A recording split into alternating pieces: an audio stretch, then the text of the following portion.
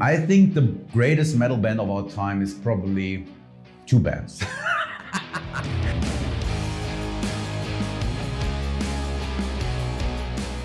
Hey, this is Mille Petrozza from Kreator, and these are the 5 essential Kreator songs.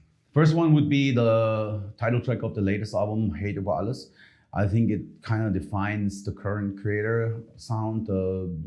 We always try to come up with a little more influences and keep the old school. So the song Hate Über Alles represents that very strongly, in my opinion.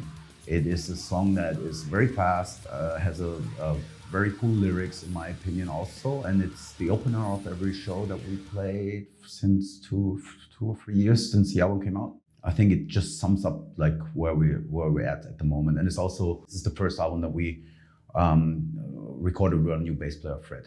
I mean, we probably had our moments where we thought we needed to be more rock or whatever, you know, more slower and more this or that, but in the end of the day, you just follow your heart, and I think that's the key. I would say Satan is Real is one of the essential songs. I had a friend, he suggested the song title. He's also a singer-songwriter from Switzerland, and he suggested the song title Satan is Real, which is by some Christian band from the 60s. There's another Satan is Real out there. When he suggested that song to me, the title to me, I was like, you can't. It's too much. It's over the top. It's like, what do you want to? This is almost on the edge of being too corny. But then I thought about it, and we were getting together. I had these 3 riffs, and we were recording it.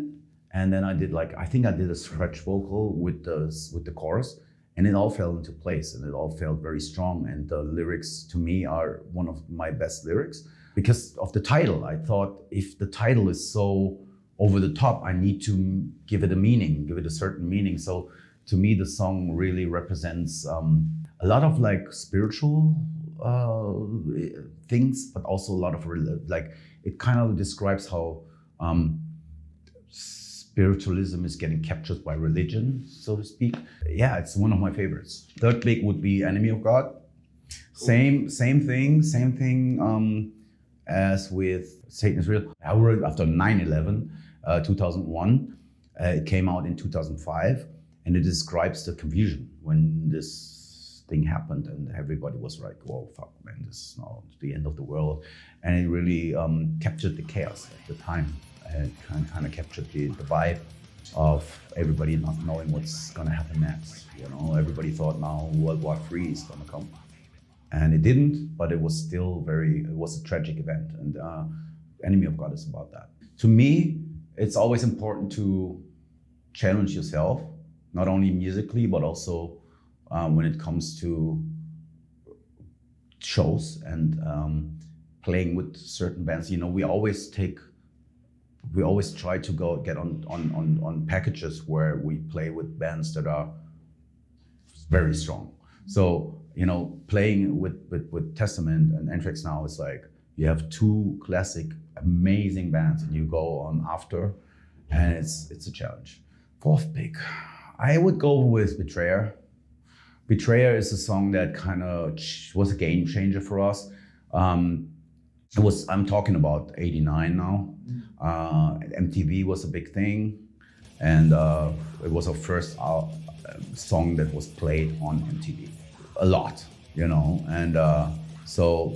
In these days, it was important. Nowadays, it's kind of like some people don't understand how important MTV was. The younger generation probably wouldn't understand why it was a TV show. At the time, they had cool shows. They had like 2 metal shows. They had one in America, one here in Europe. And getting airplay on that meant a lot. And it opened a lot of doors for us. So Betrayer for us was definitely one of the songs that was like accepted by a wider audience, even though it was a full-on thrash metal song.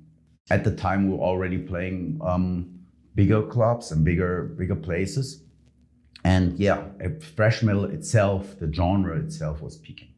Pleasure to Kill. Yeah. I mean, it's a classic song, even though when we wrote it, we didn't know it was a classic song. It's gonna become a classic song. I mean, but I think that this album means so much for a lot of people.